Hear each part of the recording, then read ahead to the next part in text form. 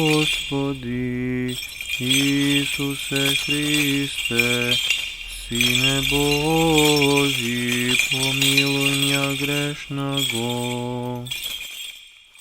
Сина и Светлия Дух. Амин. Возлюбени во Христа Бога, браќи и сестри, ако првата недела од постот и беше посветена на светото православие и победата на иконодулите, иконопочитувачите над иконоборците, недела пребогата со догматски содржини, со базични философски поставки, карактеристични за православната философија на живење според Богочовекот Христос.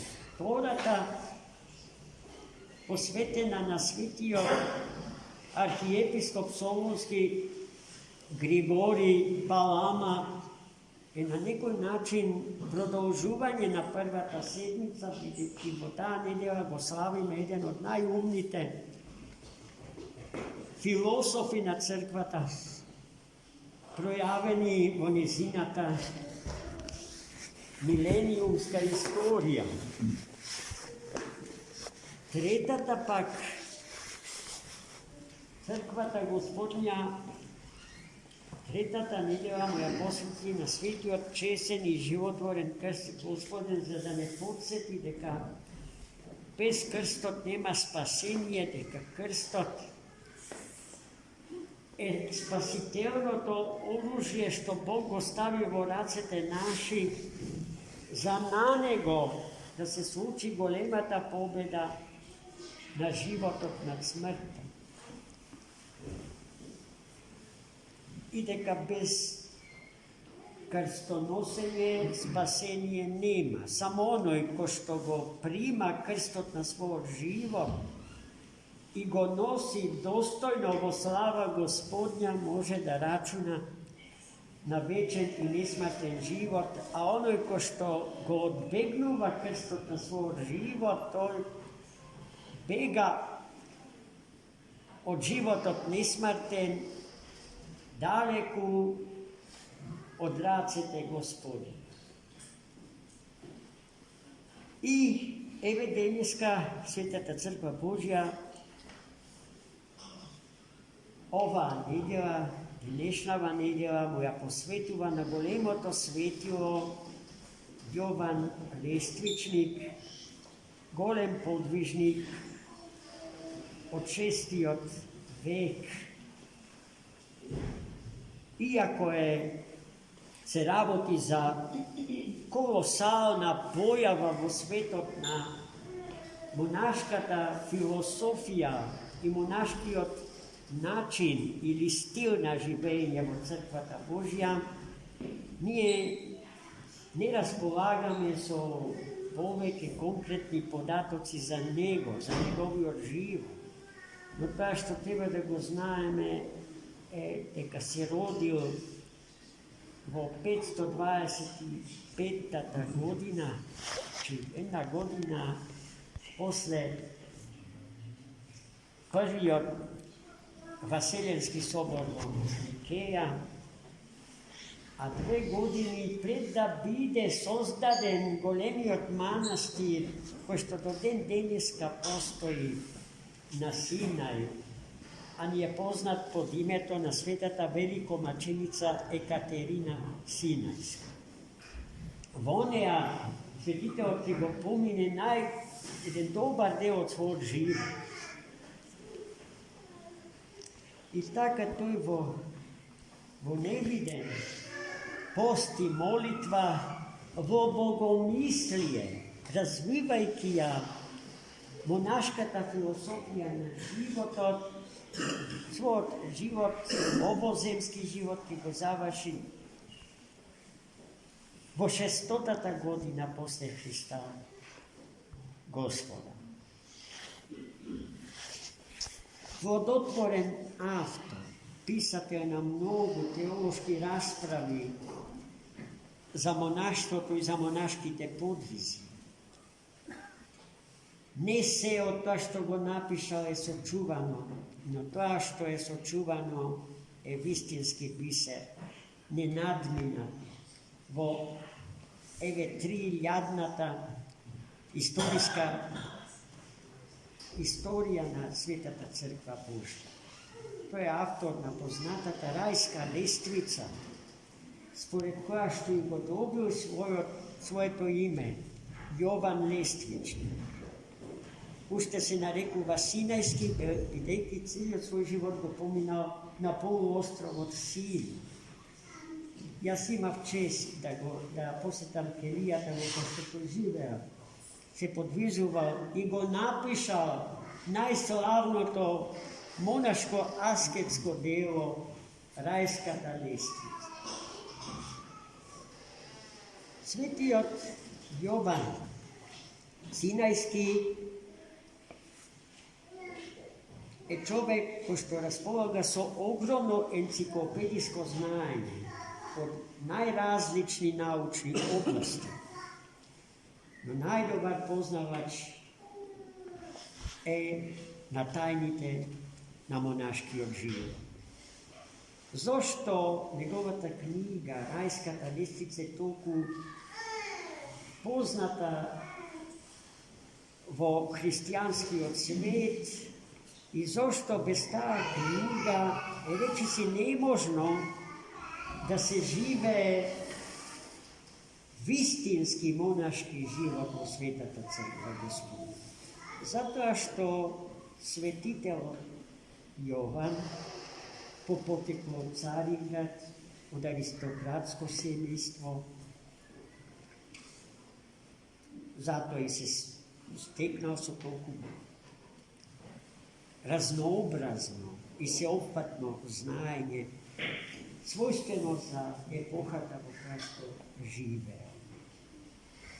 Свети Јован Лествичник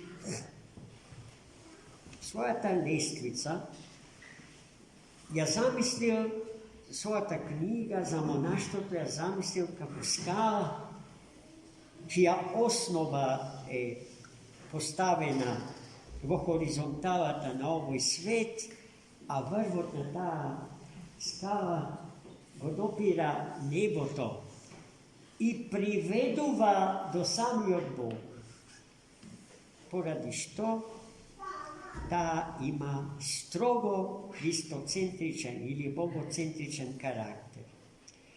На таа скала Свети Јован Лествичник поставил 30 христијански добродетели. Секоја стапалка од таа лествица е една христијанска добродетел или врлина. Се започнува со првата, внимавајте, првата христијанска доблест или добродетел е откажувањето од философиите на овој свет зарад философијата по Бог. А последната 30-тата стапалка, таму каде што кога ќе се стигне, не чека велецот на славата од раката Божја ставан врз нашата глава. Е светата тријада на добродетели, верата, надежта и љубовта. Верата, надежта и љубовта, според Јован, Свети Јован Лествичник, се 3 христијански добродетели, неразделни меѓу себе, кои што треба да се оживототворат во животот на секој православен христијанин. Да би се удостоил да може со бел образ да каже дека е тоа што е. А не лицемер или фарисеј, зашто мора да се признае дека лицемерството и фарисејството и денеска се силно расцветени во црковната средина. Откажувањето од светот, рековме, првата стапалка на земно-небесната лествица на Свети Јован Синајски.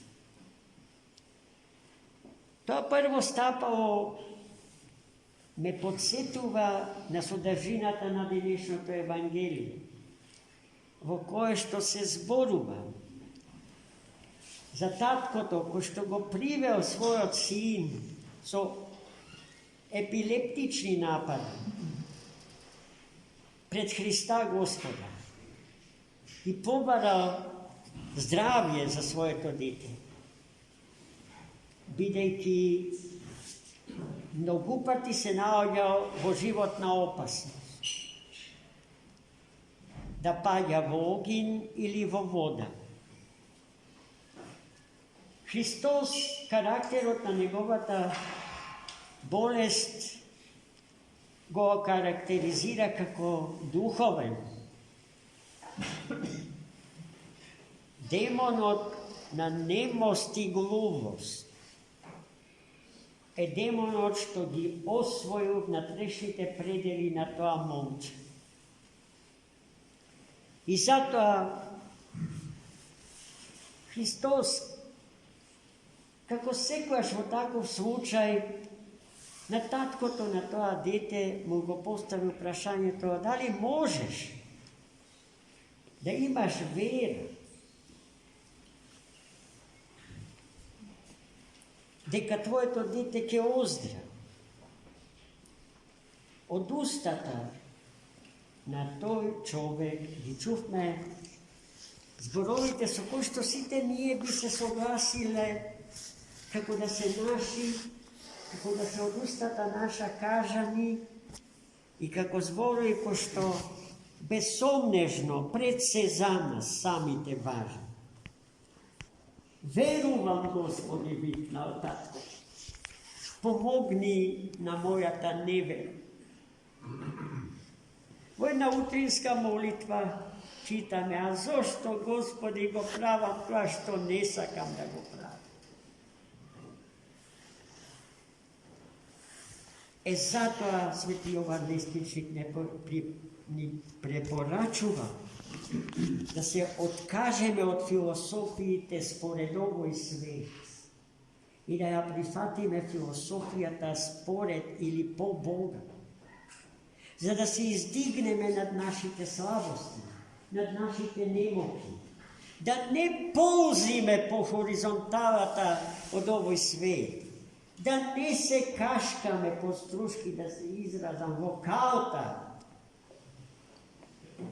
од хоризонталата на овој свет, туку да станеме простум, бидејќи човекот и анатомски гледано е битие создадено за простум, да живее во вертикала, да вишне кон Бога, кон небото. И самото име човек укажува на тоа. Да се биде човек, значи со главата, односно челото, да се биде свртен кон вечност. Дали ние така живееме? Или сакаме да ползиме по прашините на овој свет? Само за една чинија сочиво, ко Исав, братот на Исаака, да го продадеме првенството свое, верата своја за вечер. Дали тоа не ни се случува? Многу често во нашиот живот. Зашто имам впечаток дека најлесна трговија е трговијата со душата своја. Еден млад холанджанец, вчера баш чита, ја изнесол на пазарот на тие трошни блага овоземски душата своја. Ја изнел на продажба душата своја. Со кого ќе се испазари и колку ќе се испазари? Трговецот ни е познат. Оној за кого што сите знаеме дека е убица на човечки души. Но гледайте, ние доброволно му го овозможуваме тоа убиство. За едно малечко задоволство, чие траење, не верувам дека е ни траењето на животот до градските гробишта. Господ да не чува, да му се предадеме нему сполагање. Во неговите божествени преградки и безстрашно да живееме во овој свет. Зашто гледајте, со сите можни начини или на сите можни начини сакаат да ни втераат страф во коските наши. Да живееме кои сплашени зајаци, да бидеме лесен плен и улов на оној кој што во сему се противи на Бога и кој што за успех го смета само едното, да се убие животот на човекот како најскап дар на живиот троичен Бог. Амин. Амин.